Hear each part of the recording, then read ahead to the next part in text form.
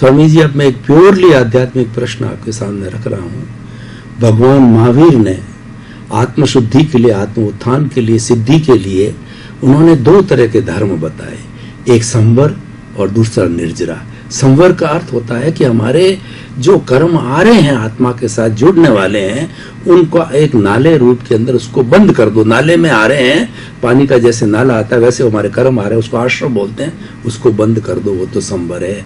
और निर्जरा का अर्थ उन्होंने बताया कि हमारी आत्मा के साथ पूर्व में बंधे हुए कर्म है, वो आत्मा से अलग हो रहे हैं, निर्जरा है। तो आपके इस आध्यात्म विज्ञान की दृष्टि से और आर्ट ऑफ द विजन से हम, क्योंकि तो भगवान की वाणी है, जिन वाणी है, ये शाश्वत है, पर फिर भी इसको थोड़ा सा सरलीकरण करके हम अपने श्रोताओं को किस रूप में प्रस्तुत करते हैं ताकि एकात्मकता हो जाए दोनों बातों।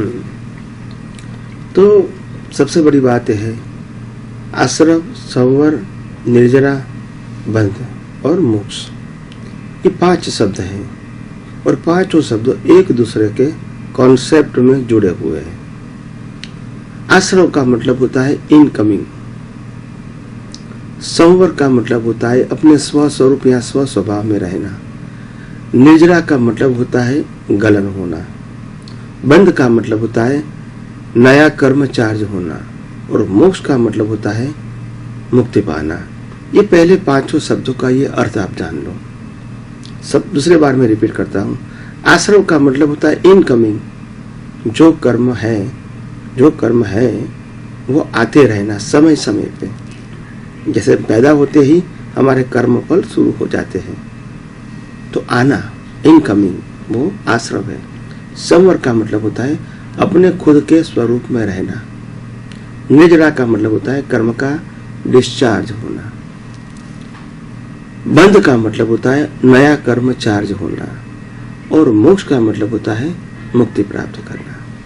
तो आश्रव, संवर, निर्जरा, बंध और मोक्ष, उसके अंदर अगर आश्रव संवर के साथ निर्जरा होता है तो मोक्ष है, अगर आश्रव बंध के साथ निर्जरा होता है तो संसार है। जो भी कर्म की भुगतान आई, इसके अंदर हम संवर में नहीं रहे और संवर में यानी स्वस्वरूप में नहीं रहे, सनातन विज्ञान को नहीं जाना, अपने आत्मा को नहीं जाना, उस समय उस अवस्था में तो नया बंध तो पड़ेगा और इसका फल मिलेगा नया संसार। तो जीवन के अंदर हमारा जीवन कैसा होना चाहिए?